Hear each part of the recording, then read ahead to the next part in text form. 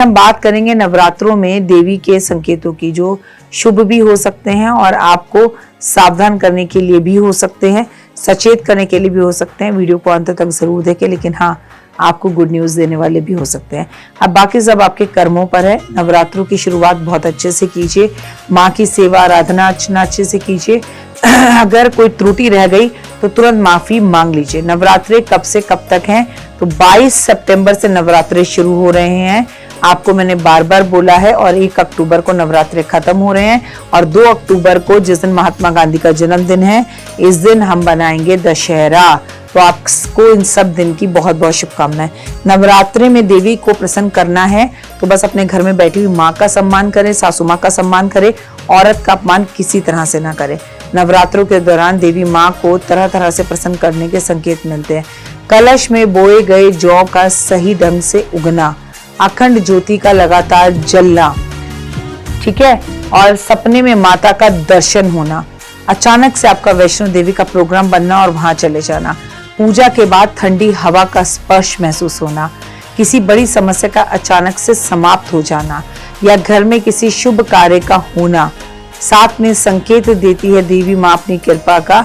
आशीर्वाद के लिए आप बैठे हो और अचानक से आपको कोई खुशबू आने लगे, जो खुशबू घर में है ही नहीं और किसी ने प्रयोग नहीं करी, तो मतलब समझिए एक हवा के झोंके के तौर पे माँ भी अभी आपके घर में से निकलकर दूसरे घर की तरफ गई है। आपका बेड़ा पार होगा, और अगर आपको ऐसे संकेत मिलते हैं तो आपको जीवन में बहुत फल प्राप्त होने वाले हैं। ऐसा हम नहीं कह रहे, ऐसे हमारे बुजुर्ग कहते थे। अगर नवरात्रे में नारियल टूट जाए तो अनर्थ नहीं होता, बल्कि निशुभ होता है कि माँ ने उसे भोग लगाया, भेंट स्वीकार करी। अभी मैंने आपको शुभ संकेत बताए, लेकिन नवरात्रों में कुछ अशुभ संकेत भी होते हैं। जैसे नवरात्रों में जौ का सूखना, पीले पड़ जाना, मतलब परिवार में कोई परेशानी आ सकती है।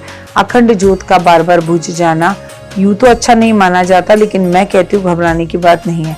सपने में काली बिल्ली का दिखना अशुभ संकेत है। आप जहाँ जाएं वहां पर बिल्लियां आ जाना, ये शुभ संकेत नहीं है। जौ जीवन में आने वाली परेशानियों का इशारा देते हैं। ऐसे में संकेत माना जाता है कि व्यक्ति अधिक से अधिक भक्ति करे, दुर्गा जी का नाम ले और दुर्गा जी से क्षमा याचना करे, उसका जीवन अच्छा हो सकता है। सपने में आधी अंधेरी रात देखना, भविष्य का लंबा संघर्ष में दिखना, भविष्य के में हाथों से कोई चीज छूट जाना, अपने आप को हाथी के द्वारा दौड़ा हुआ या मारता हुआ देखना, ये सब शुभ संकेत नहीं है। अशुभ संकेत का क्या करना चाहिए? यदि आपको कोई अशुभ संकेत आता है, बाधाएं आती हैं, तो तुरंत माँ दुर्गा की पूजा, दुर्गा कवच पढ़ना शुरू करें। ऐसे में संकेत का मतलब है कि आपके अपने कार्यों पर ध्यान देने की आवश्यकता है, इसीलिए आपको दुर्गा माँ की पूजा करनी चाहिए, उनसे क्षमा मांगनी चाहिए।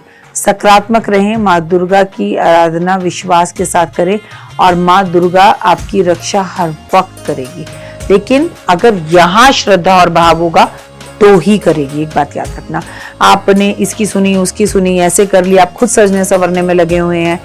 देखिए ऐसा नहीं है, आप खुद खूब श्रृंगार करें, काले नीले कपड़े ना पहने, आप बाल खुले करके मंदिर ना जाएं। नवरात्रि में नारियल टूट जाता है, अगर कलश पे रखा हुआ नारियल अचानक से चटक जाता है, उसे लोग अशुभ मानते हैं। ये शुभ संकेत है, शुभ संकेत नहीं है। आपके जीवन के अंदर माँ ने आपके प्रसाद को स्वीकार किया, मनोकामना जल्दी पूर्ण होने वाली है। आप पूरे 9 दिन नारियल बिठा के रख लीजिए, वो चटकेगा ही नहीं।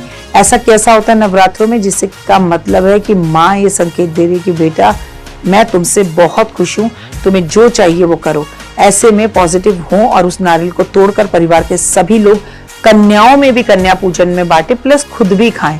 आपको नवरात्रों में लड़ाई झगड़ा नहीं करना चाहिए, इन बातों से बचना चाहिए, किसी की निंदा बुराई करने से बचना चाहिए। औरत जो होती है वो नारी का सम्मान होती है, औरत जो होती है वो नारी के सम्मान का भी अधिकारी होती है। आपने कभी सुना कि माता पार्वती जो है माता दुर्गा से लड़ रही हो?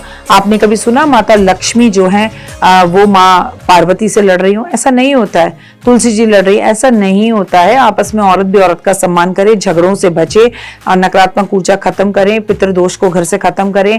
माँ सब संकेत देगी। सास बहू अगर एक है, नंद और भाभी एक है, देवरानी और जेठानी एक है, घर में नियमित रूप से पूजा होती है, एक दूसरे को सम्मान दिया जाता है, तो जीवन में यकीन मानिए कि चीजें बेहतर होनी शुरू हो जाती हैं और महादेव और माता पार्वती की कृपा आपके ऊपर, आपके परिवार पे आने लगती है।